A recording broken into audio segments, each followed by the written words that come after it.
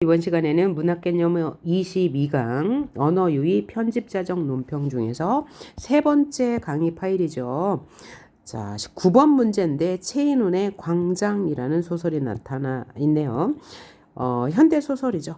광장 전에 한 적이 있는데 광장이라는 것은 광장이라는 소설이 좀 어렵습니다. 이제 북한의 공산주의, 이 남한의 밀폐된 민주주의를 모두 비판하는 내용이라고 했는데요. 잠깐 내용 설명을 할게요. 주인공이 바로 이명준입니다. 이명준은 남한의 철학과 3학년 대학생이에요. 그런데 그가 어렸을 때 아버지가 사상 문제, 즉 공산주의를 찬양했기 때문에 홀로 북을 월북했고요. 어머니는 돌아가셨어요. 그래서 현재는 아버지 친구인 은행장 집에서 신세를 지고 있는데 현실이 너무 힘들어요. 그죠? 흥미있는 일도 일어나지 않고 있습니다. 그러던 도중 사건이 벌어지는데 어떤 사건이 벌어지냐? 월북한 아버지가 대남 선전 활동을 한다는 이유로 경찰서에 불려가 구타를 당하는 수모를 당하는데 애정도 없는 연락도 한 적 없는 그런 아버지 때문에 빨강이라고 몰리기까지 합니다. 남한의 이런 정치 현실에 환멸을 느낀 명주는 사랑을 느꼈던 애인 윤혜를 두고 우연한 기회에 월북을 하게 돼요. 하지만 북한 사회도 생각했던 것과는 달랐어요. 공산주의 체제에 실망하게 되어 이제 이상적인 채취는 없고 명령과 복종만 있고 권태만 남아있는 사회였다고 느껴요. 활기라고는 전혀 없었죠. 이런 도중에 은혜라는 여자를 만나게 되는데 북한의 국립극장 소속 무용단이었던 은혜는 명준을 사랑하지만 자신의 꿈을 따라서 명준과 약속을 어기고 모스크바로 떠나요. 그러다가 6.25 전쟁이 발발해서 북한군으로 명준이 참여하고요. 또 은혜도 명준을 따라 만나기 위해서 간호병으로 자원을 하고 북한으로 돌아와요. 둘은 다시 만나게 되지만 그것도 잠시. 명준의 아이를 뱃속에 가진 은혜는 전사하고 말아요.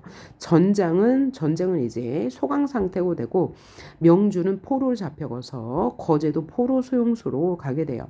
그때 포로들 송환 과정에서 남한, 북한 또는 중립국을 선택해야 하는 상황인데 명주는 중립국을 선택하게 되고 중립국 행 타고로후라는 배를 타게 되죠.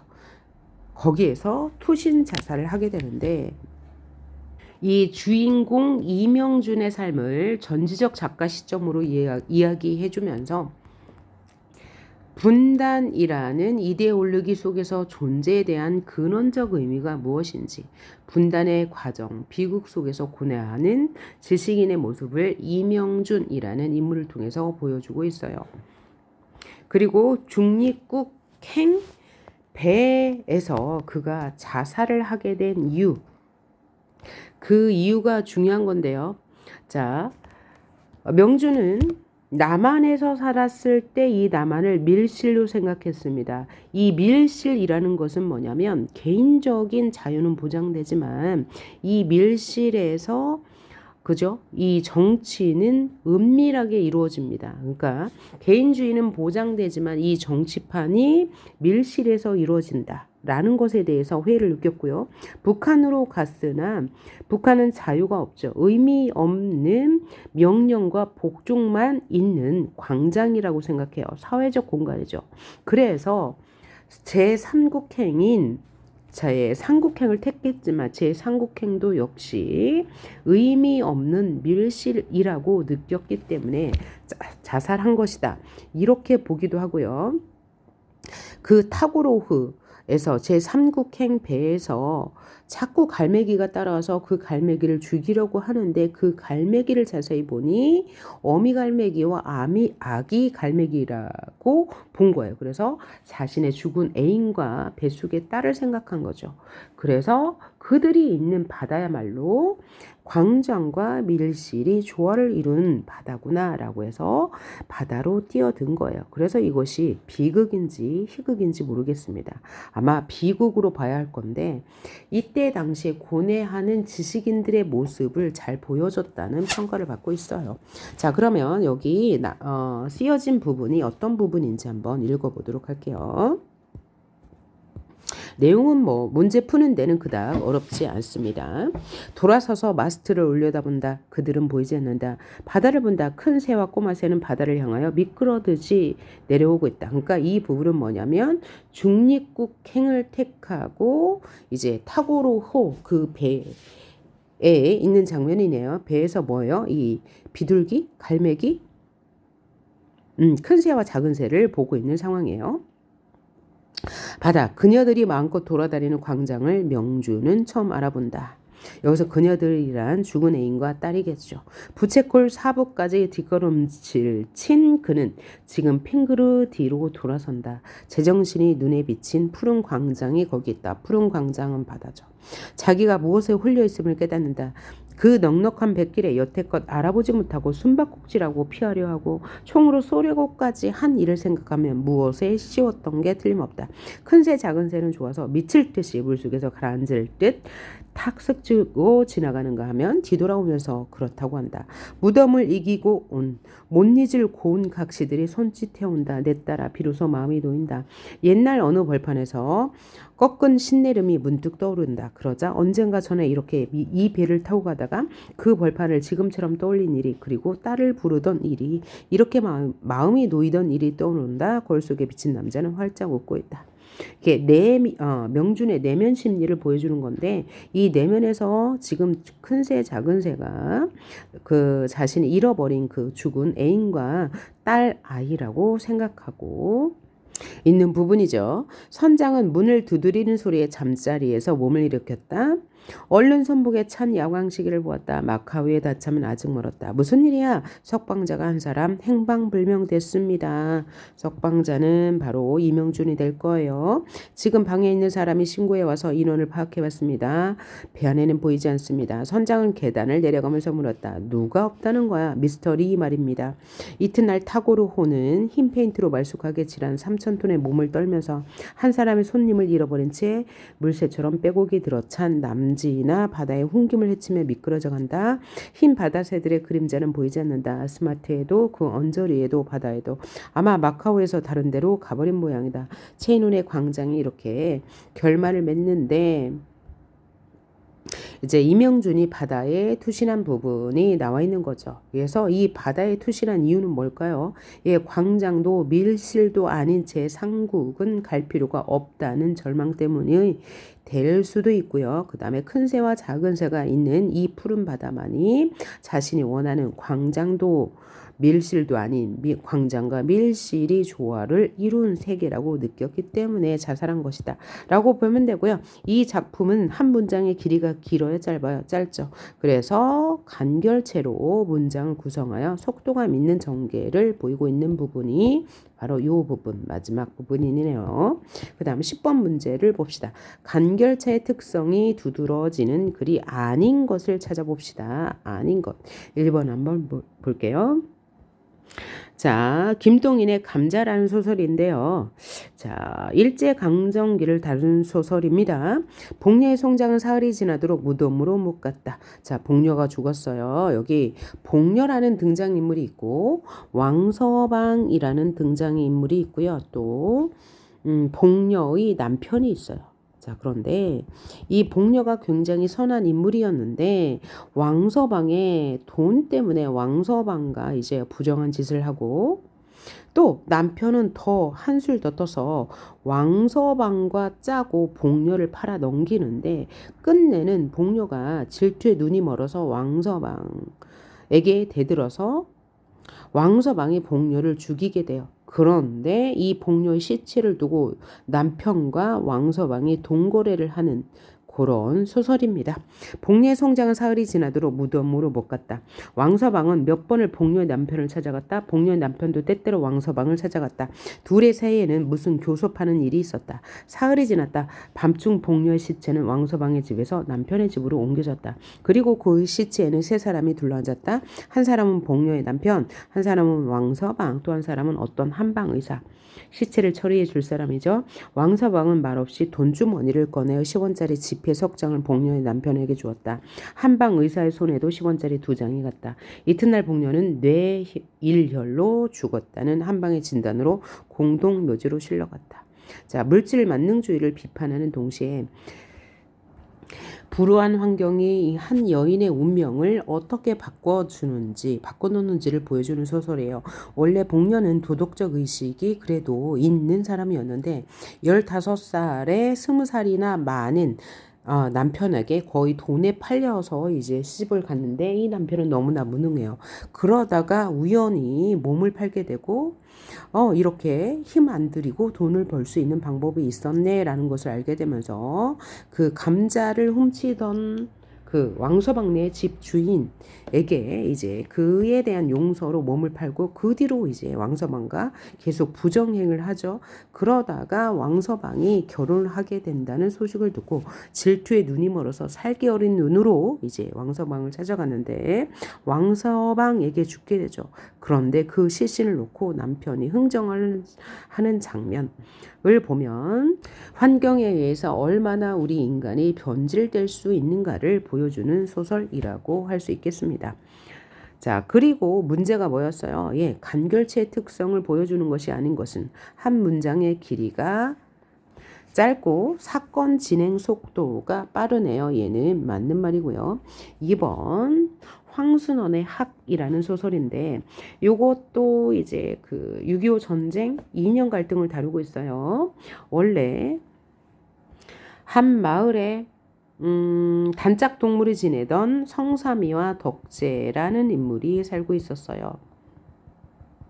근데 6.25 전쟁이 나면서 이념을 달리하게 되죠.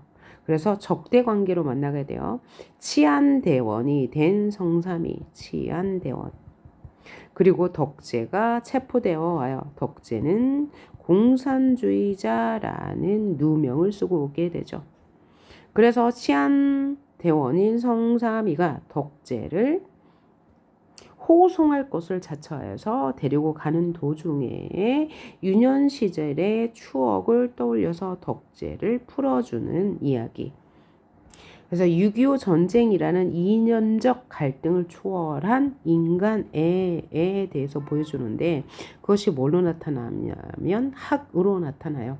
어릴 적에 학을 몰던 기억이 호송을 하는 중간에 다시 나타나서 뭐 학을 몰자라고 하면서 이 치안대 연인 성삼이가 덕재를 풀어주는 인간애가 돋보이는 이야기인데요. 한번 볼까요? 한 번은 어려서 덕재와 같이 혹부리 할아버지네 밤을 훔치려고 한 일이 있었다. 여기가 과거 해상 부분이에요. 그래서 이 소설은 역순행적 구성이거든요. 과거의 추억을 떠올리는 부분입니다. 성삼이가 나무에 올라갈 차례였다. 벼랑간 혹부리 할아버지의 고함 소리가 들려왔다. 나무에서 미끄러져 떨어졌다. 엉덩이가 밤소미에 찔렸다.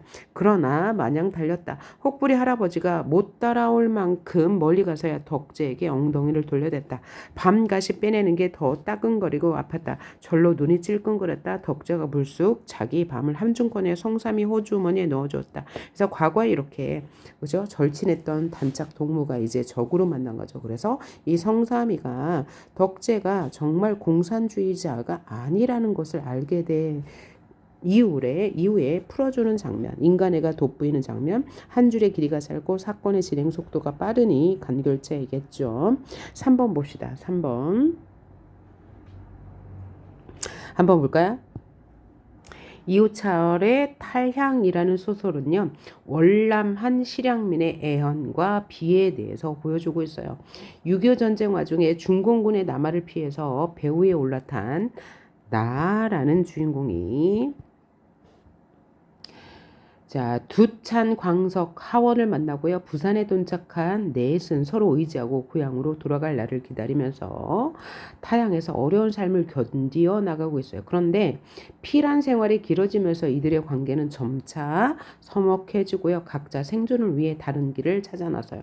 어느 날 광석이라는 인물이 자, 화차에서 뛰어내리다가 왼팔이 잘려나가고요. 두차는 그런 광석을 내버려 두고 가버려요. 나와 하원은 광석을 데려왔으나 광석은 이튿날 죽고 말아요. 두차는 나와 하원에게 다시 돌아오지만 이들의 관계는 더욱 서먹해지고 광석을 돌보지 못한 자책감 때문에 괴로워하던 두차는 술을 먹고 한탄하다가 끝나 떠나버려요. 그리고 하원은 둘만 남은 상황에서 나와 함께 열심히 돈 벌고 고향으로 돌아가자고 말하지만 아이 그때와 같은 하원이 부담스러운 나는 하원. 슬픔을 느끼면서 하원에게서 떠날 것을 결심하는 이야기가 되겠습니다. 자, 그러면 이 부분은 무엇이 나와 있는지 한번 살펴보도록 합니다. 3번. 두찬이 벌떡 일어났다. 자, 화차문은 열어젖힌 채였다. 어수선한 바람이 들이닥쳤다. 두차는 머리칼을 앞으로 흐트린 채 내 곁으로 다가왔다. 구석에서 하원이가 다시 소리내어 흑흑 흐느꼈다. 야, 너 오늘 죽여버린다. 어이 이 새끼야, 너 왜 혼자만 간? 왜? 날 붙들지 않은, 부르지도 않은, 그리고 이제 와서 괄세야 이 새끼야. 그때 아무 말도 안 하고 이제 와서 넌 잘 해낸 것 같니? 잘 해낸 것 같아? 하늘에 내려다본다. 이 뻔뻔한 새끼야. 다시 하원의 울음소리가 뚝 그쳤다. 두짜리는 내 무릎을 움켜잡았다. 그러나 다시 그냥 벌렁 뒤로 나자빠졌다. 이 지새끼를 개새끼를 치할 탁이 있니? 이 개새끼야. 요렇게 정신이 말똥말똥해. 뭐들이 잡든지 칼집을 지든지 하잖아. 나 이제 무슨 낯짝으로 동네 가니? 광서가 두차리는 벌렁 자빠져 화차 아니 쩌렁쩌렁 하도록 그냥 꺼이꺼이 울었다. 이튿날 아침 두찬이는 보이지 않았다.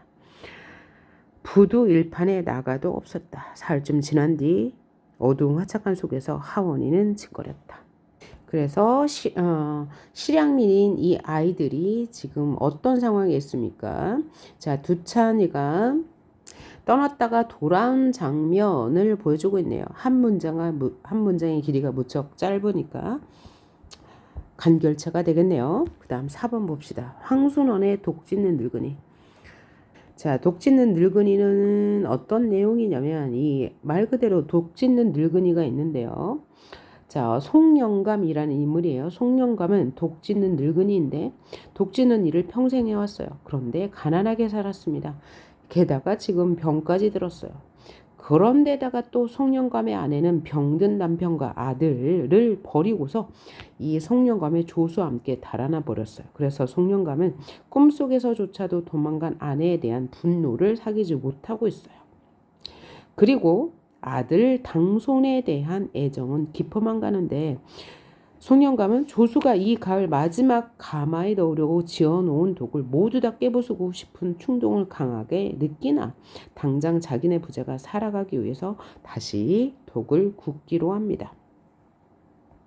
그런데 빨리 독을 구우려 할수록 강박관념이 생기죠. 빨리 독을 구워내야지 자기 아들 당손인을 먹여 살릴 수 있다는 생각을 하면서도 독을 지을 때마다 도망간 아내와 조수의 얼굴이 떠올라서 제대로 일을 하지 못해요. 게다가 몸은 쇠약해졌죠. 그러다가 쓰러지게 되는데요. 쓰러져 누울 때마다 아들 당손이는 아버지가 죽을까봐 울먹이고 있어요. 자, 그래서 당손이는 아버지가 깨어나자 이웃에 사는 박물장수 앵두나무집 할머니가 준 밥그릇을 내미는데 송영감은 당손이에게 화를 벌컥 내죠. 그러나 하루 종일 아무것도 입에 대지 않은 것을 생각하고 당손이와 함께 밥을 먹어요. 다음날 앵두나무집 할머니가 와서 당손이를 양자로 보내자고 제안하고요. 끝내 영감은 수락할 수밖에 없어요. 자, 그렇게 당손이를 보내고 독을 굽는데 자기가 구운 독은 계속 불 속에서 깨지고 있고요. 조수가 구운 독은 잘 구워지고 있습니다. 그리고 나서 당손을 보낸 후에 독짓는 늙은이는 독가마 속으로 들어가 자살을 하게 된다는 내용이에요. 그래서 독짓는 늙은이의 신념과 좌절, 이 주제가 될 것입니다. 그리고 사라져가는 것을 일으켜 세우려는 이 노인네의 집념도 될 수 있을 것 같습니다. 그럼 이 부분은 어느 부분인지 잘 봅시다. 노인의 심리를 아주 분석적으로 잘 제시한 소설이거든요. 자, 봅시다. 4번. 송영감이 갑자기 눈을 뜨면서 앵두나무집 할머니에게 돈을 도로 내주었다. 내게는 아무 소용없으니 애 얻고 가는 사람에게나 주어달라는 것이었다. 그리고는 다시 눈을 감았다. 앵두나무집 할머니는 애 얻고 가는 사람 줄 것은 따로 있다고 했다. 송영감은 그래도 그 사람을 주어 애를 잘 업어다 주게 해달라고 하면서 어서 애나 불러다가 자기가 죽었다고 하라고 했다. 앵두나무집 할머니가 무슨 말을 하려는 듯 하다가 저고리꼬름으로 눈물을 닦으며 밖으로 나갔다. 송영감은 눈을 감은 채 가쁜 숨을 죽이고 있었다. 건강이 너무 쇠약해져서 지금 아무것도 할 수 없는 상황입니다. 그리고 무슨 일이 있더라도 눈물이랑 흘리지 않으리라고 생각했다. 그래서 인물의 내면 심리를 잘 보여주고 있고 한 문장의 길이가 매우 짧은 간결체에 맞네요. 자, 5번 선지 보니까 염상섭의 두 파산을 한 적이 있어요. 두 명의 파산자라는 얘기죠. 한 명은 정신적인 파산, 한 명은 물질적인 파산을 다룬 내용이에요. 자, 이 부분 어떤 내용인가 볼까요? 정내모치는 그 후 2달 걸려서 교장 영감에 5만 원 돈은 갚았으나 석 달째 가서는 이 상점 주인이 바뀌어들고 말았다. 그러니까 정내모치는 경제적 파산자이네요.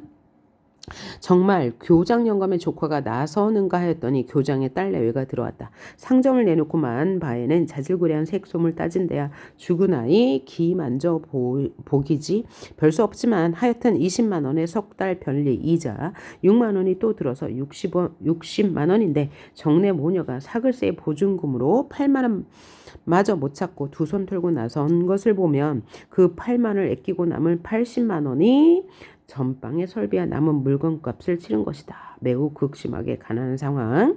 물론 오기미가 뒤에 앉아 맡은 것이나 권리값으로 5만 원 더 얹어서 교장 영감에게 팔아 넘긴 것이었다. 그래서 오기미와 정내모치는 친구 사이인데 오기미는 이제 정신적 파산자고 그래서 정내모치는 물질적 파산자예요. 오기미는 좀 더 남겨 먹을 것이로되 교장 영감에 그 돈 받아내는데 공로가 있었기 때문에 5만 원 더 얹어 먹고 말았고 자, 그러니까 뭐예요? 오기미는 이 어려운 친구를 대상으로 이제 장사를 한 거네요. 또 교장은 이북에서 내려온 딸 내외에게 꼭 알맞는 장사라는 생각이 들어서 애초부터 침을 삼키고 눈독을 들이던 것이라 이 상점을 손에 넣으려고 애를 썼지만 매득하였다고 좋아하였다. 그러니까 오기미가 이제 정내 모친이 내놓은 이 가게를 윗돈을 받고 이 교장에게 팔아넘기는 장면. 그래서 이게 일제강점기 이 두 파산, 즉 정신적 파산, 물질적 파산에 이른 두 사람을 통해서 혼란한 이 시대를 살아가는 두 여성 생활을 풍자한 것이라고 볼 수 있겠네요. 얘는 당연히 간결체가 아니에요. 한 문장이 엄청나게 길잖아요. 그래서 5번이 간결체가 아닌 것이 되겠네요. 그다음 11번 문제 한번 풀어보도록 합니다.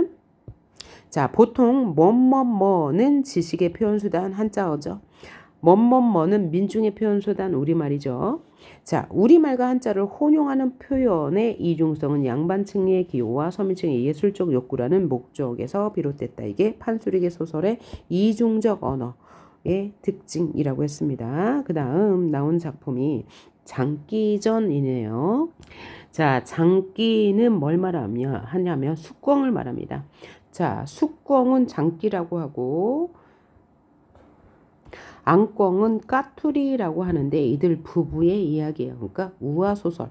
우화소설인데 조선 후기에 쓰여졌거든요. 그래서 풍자하고 싶은 어떤 대상이 있는데 그것이 뭐냐면 자, 남편의 권위주의, 가부장제 사회에서의 권위적 남편을 풍자하는 거고 주체적인 여성상을 제시했다고 볼 수 있는데요.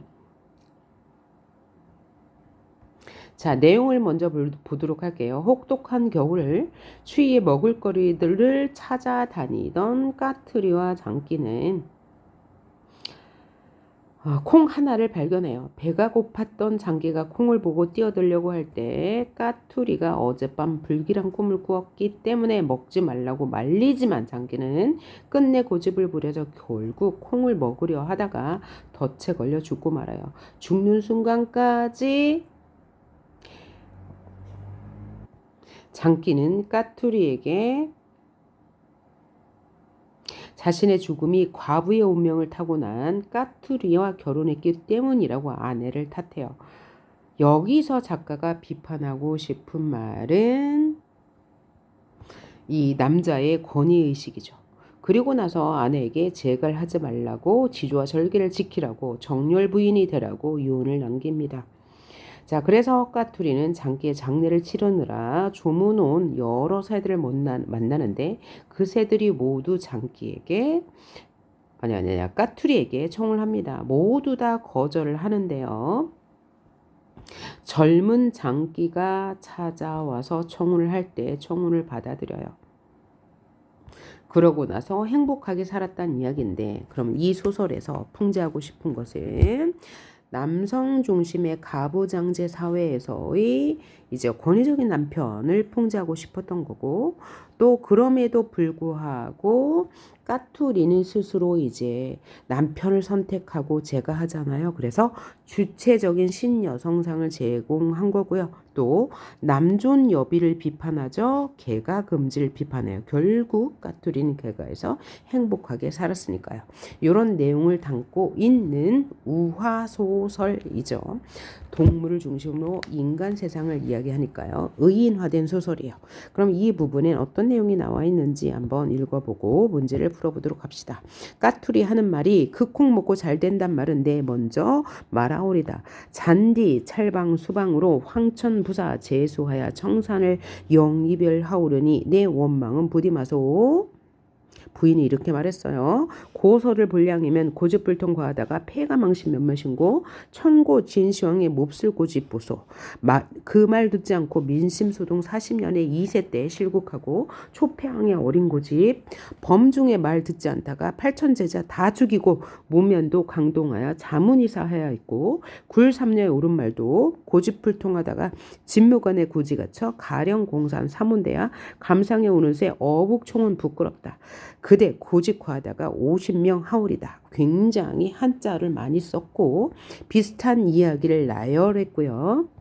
중국의 고사를 인용하여서 결국 까투리가 하는 말은 뭐예요? 고집 부리지 마세요. 내 말 듣고 저기 있는 콩 먹지 마세요. 라는 말이었어요. 그랬더니 장기란 놈 하는 말이 콩 먹고 다 죽을까? 고서를 볼짝시면 콩태 자든 이마다 오래 살고 귀히 되리다. 태고 쪽 천왕씨는 1만 8천 세를 살아있고 태호 복기씨는 풍성이 상승하여 15대를 전해있고 한태조 당태종은 풍진계 창업지주 되었으니 오곡 백곡 작곡 중에 콩태자가 제일이라. 쿵 80 강태공은 달 80 살아있고 시중천자 이태백은 기경산청하여 있고 북방의 태을성은 별중에 으뜸이라. 나도 이 콩 달게 먹고 태공같이 오래 살고 태백같이 상천하여 태을성관 대우리다. 자, 여기서는 열거 있고요. 또 나열 있고 그 다음에 비슷한 문장 구조가 반복되는 대구도 있고요. 역시 고사 인용 있네요.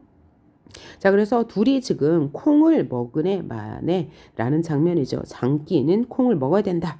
자, 까투리는 콩을 먹지 말아라. 결국은 이제 부인 말을 듣지 않아서 남편은 죽게 된다는 이야기. 우의 소설, 우화 소설이었습니다. 자, 문제 볼게요. 까투리와 장기는 어려운 한자어 고사를 인용하고 있죠. 판소리 향유계층의 향유계층이 지배층, 즉 양반층으로 확대된 결과 양반층의 언어인 한자어와 고사어를 많이 사용했다. 자, 즉 상하층 계급이 공유할 수 있는 언어충이의 이중성이 드러나는 부분이라고 할 수 있겠네요. 13번 뭐뭐란 대상의 형태, 색재, 촉감, 향기, 맛, 분위기 등을 있는 그대로 생생하게 그림 그리듯 서술하는 전개방식 뭐라고 그래요? 묘사라고 하네요. 묘사는 대상을 감각적 이미지를 사용하여 눈에 보이는 것처럼 그려내기 때문에 생생한 느낌을 주겠죠. 다음 대목에 등장하는 속성을 쓰래요. 모닥불에 비치는 이방인의 새파란 누나를 보면서 외양묘사네요. 북극은 추워라. 이 추운 밤에도 강력해는 밀수입 마차의 지난 소리 들리느니 얼음장 트는 소리에 새방울 소리 잠겨지면서 감각적 묘사 두드러지고 외양을 묘사했네요. 인물의 외양이 아니고 배경을 묘사한 거네요. 그렇죠? 그 다음 의원은 열애 같은 상을 하고 의원의 모습이니까 외양 묘사네요. 관공의 수염을 들이워서 먼 옛적 어느 나라 신성 같다. 인물의 외양 묘사. 그 다음 대상을 사실적으로 묘사하고 있는 것이 아닌 것을 찾아봅시다. 1번 백석의 여운왕골족. 과거 풍요로웠던 고향의 모습을 형상화한 시. 방 안에서는 새 옷에 내음새가 나고 또 인절미, 송구떡, 콩가루떡 냄새도 나고 후각적 이미지가 두드러지네요. 자, 후각적 이미지, 시각적 이미지가 두드러지면 사실적 묘사죠. 끼대의 두부와 콩나물과 볶은 잔디와 고사리, 도야지, 비계는 모두 선득선득하니 찬 것들이라. 어쨌든 감각적 묘사가 두드러져 있습니다. 2번. 그래서 여운안골족의 이제 풍요로웠던 과거의 모습. 뭘 보여주고 있는 시예요. 백석의 시는 모두 그러한 분위기의 시라고 이야기했고요. 그 다음에 못난 놈들은 서로 얼굴만 보아도 흥겹다. 이발소 앞에 서서 참외를 깎고 목노에 앉아 막걸리를 들이키며 모두들 한결같이 친구 같은 얼굴들. 호남의 가뭄 얘기, 주업, 빈 얘기, 약장사, 기타 술에 발정난을 치다 보면 이라고 했는데 이 시는 지금 대상을 있는 그대로 사실적으로 묘사한 거 맞죠? 서로 흥겹다, 뭔 소리를 한다, 뭘 본다 라고 했으니까 맞는 말이고요. 3번 피아노에 앉은 여자의 두 손에는 끊임없이 10마리씩 20마리씩 신선한 물고기가 튀는 빛의 꼬리를 물고 쏟아진다. 쏟아지는 것은 뭐예요? 소리죠. 그래서 청각의 시각화가 사용되었다고 했어요. 그래서 감각적 묘사 있네요. 나는 바다로 가서 가장 신나게 시퍼런 파도의 칼날 하나를 집어들었다. 라고 했는데 여기까지는 대상의 생생한 감각적 묘사. 근데 이 부분 이어는 나는 바다로 가서 가장 신나게 시퍼런 파도의 칼날 하나를 접어들었다. 이 부분은 여자가 치는 피아노 소리에 대한 이 화자의 감흥이 되겠네요. 그러니까 사실적 묘사가 아니죠.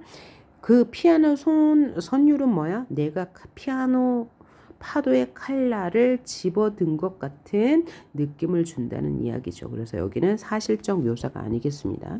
4번 김동완의 북청물장수라는 시를 볼게요.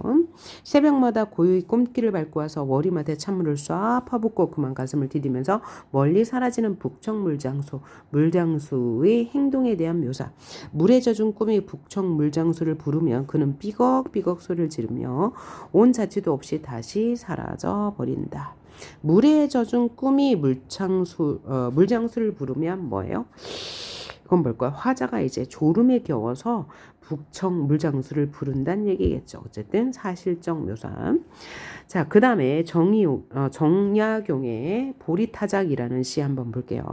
새로 걸은 막걸리의 젖빛처럼 뿌옇고 막걸리의 모습, 큰 사발에 보리밥, 녹기가 한 잔옷에 농민들의 밥 먹는 모습을 지금 관찰하고 있는 거죠. 밥 먹자 도리깨 잡고 마당에 나서니 검게 탄 두 어깨, 햇볕에 반짝이네. 다시 노동하는 모습, 옹해야 소리내며 발맞춰 두드려 노동요를 부르면서 이제 노동을 하는 모습을 정약용 화자가 관찰하고 있어요. 삽시간에 볼이 나달 온 마당 가득하네. 주고받는 노랫가락 점점 높아지니 보이느니 지붕에 티끌뿐이로네. 그래서 농사 짓는 농부의 모습을 굉장히 긍정적으로 바라보고 있는 정약용의 보리타작. 묘사적 맞죠? 사실대로 보여주고 있으니까요. 자, 그래서 이번 지금까지 우리 문학개념을 23강 편집자적 논평 언어유희 3개의 강의 파일로 마쳤고요. 다음 강의에서는 문학개념을 24강 역어체, 문어체, 구어체, 운문체에 대해서 공부해 보도록 합시다. 수고하셨습니다.